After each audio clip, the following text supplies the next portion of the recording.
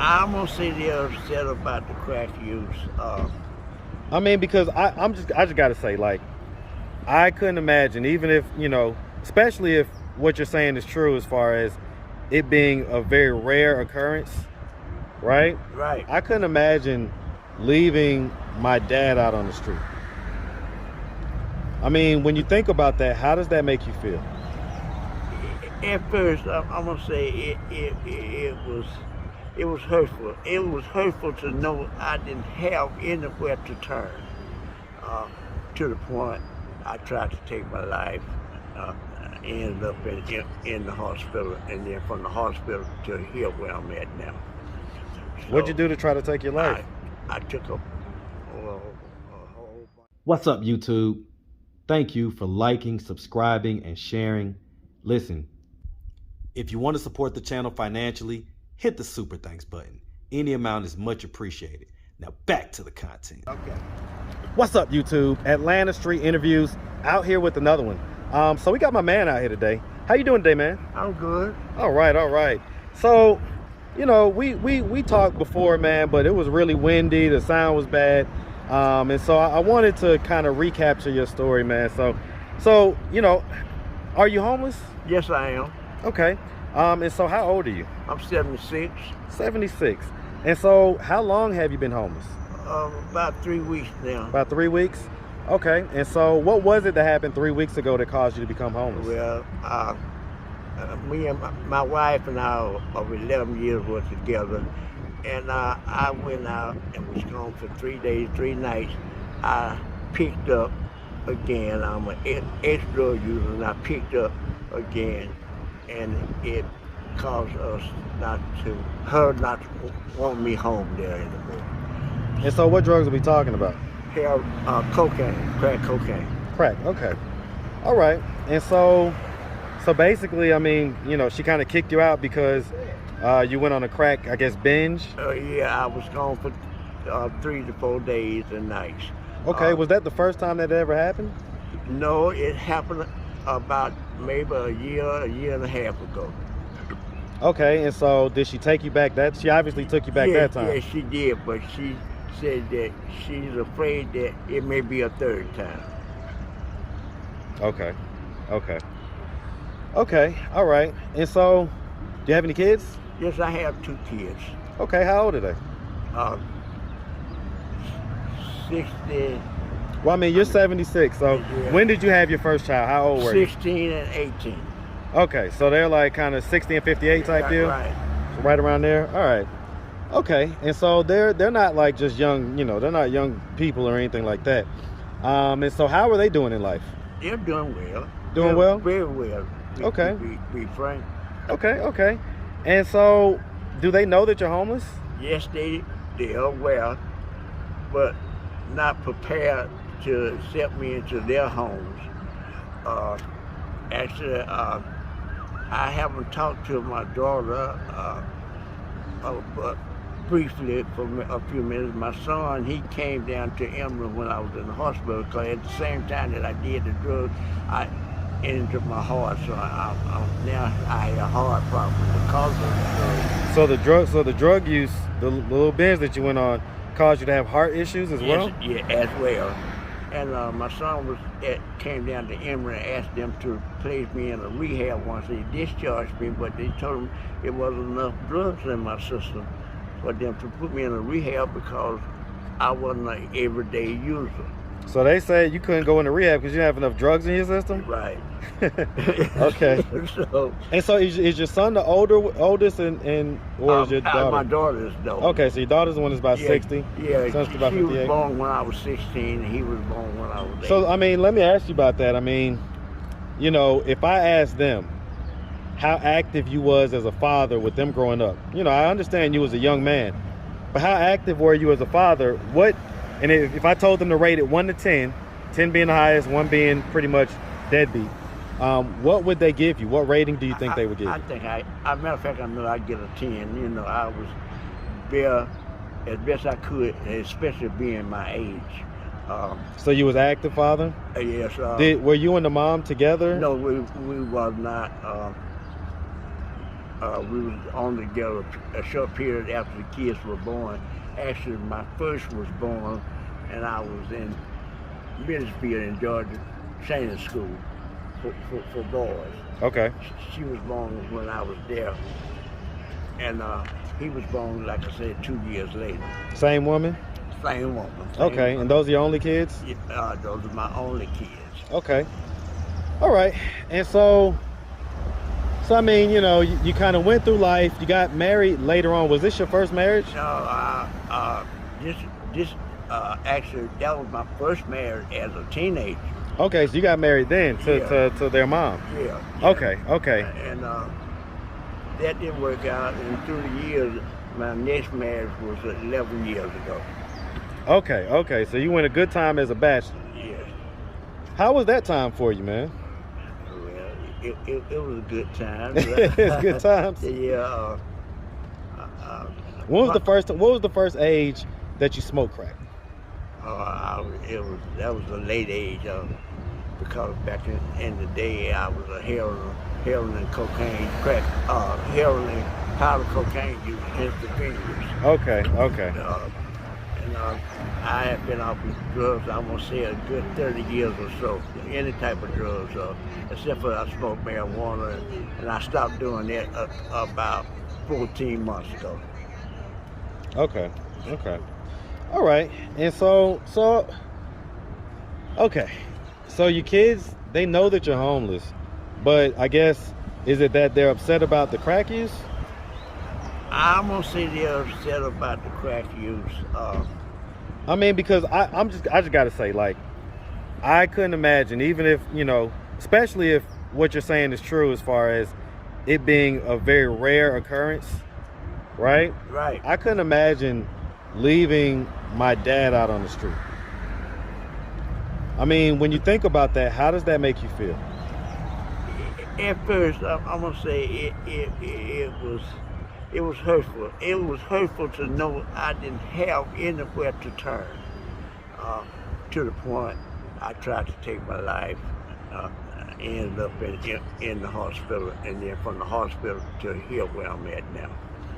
So What'd you do to try to take your life? I took a whole bunch of sleeping pills. They had to pump my stomach. It kept me in the hospital about 3 days, and that's when I found out I had the heart problems. So I mean, if you could give a message to your son or your daughter right now about how it made you feel for them, your blood, to be kind of abandoned by them, look them in the camera and tell them how it made you feel. It made me feel that I had no reason to continue living. I know people make mistakes in life. I'm not speaking about people, I'm speaking about myself. I made a mistake, and I'm paying dearly for that mistake. But to have no one to turn to in a time of need, it's devastating. Not just because it's happening to me, I guess with anybody, to go through what I've been going through, you know, the night sleeping outdoors. Is this your first time homeless? First time in all my entire life. I've been on my own since I was 16 years old.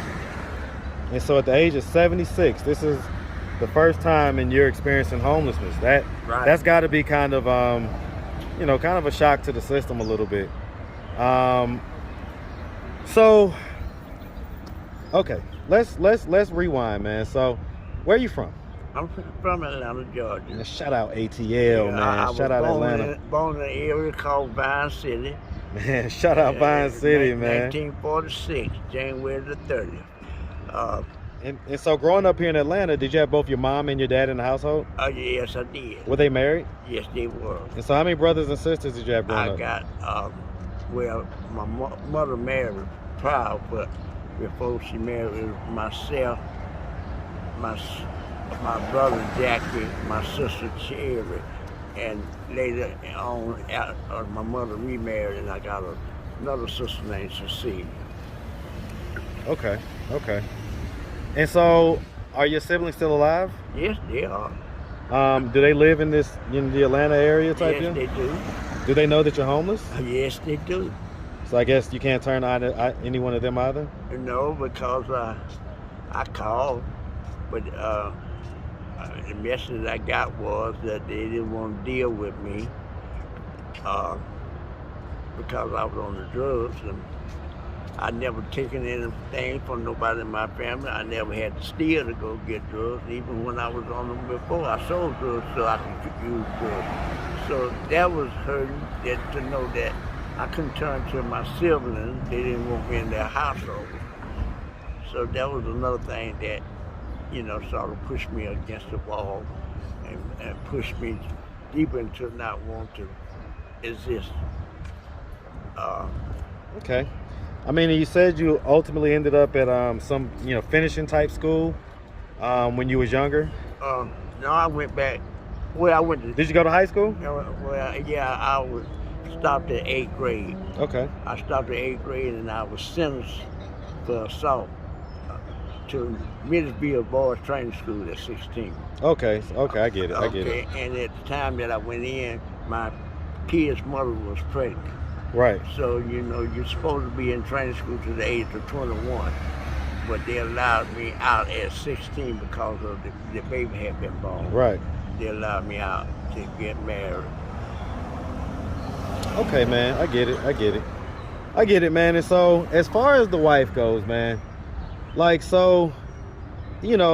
she were to happen to see this video on YouTube, what do you think her thoughts and her reactions will be? I can't really say. We had been talking for a minute, what that is, video. FaceTime? On the phone video, so we could see each other. But I saw that was going nowhere. And after I talked to the psychologist here, day before yesterday, it's time for me to stop beating myself up, begging for forgiveness, when it seems like, it's not going to be going with keep my life up and going. Well, I mean, let me ask you this. Y'all were married for 11 years? Yes. How old is she? She's 78.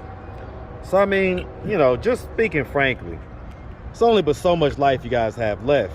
Is it possible that you guys can work this out and get back together, get back squared away? I mean, what is she saying? It's going to take time. Time? Y'all don't have no time.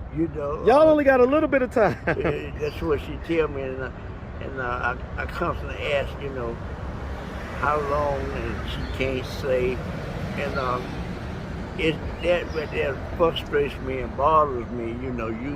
We've been together all this time, and I made a mistake, and you can't trust me. Is she a Christian?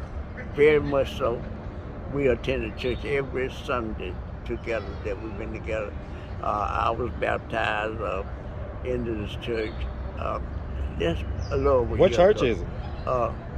Holy Temple of Deliverance in the East Point. East Point? Okay.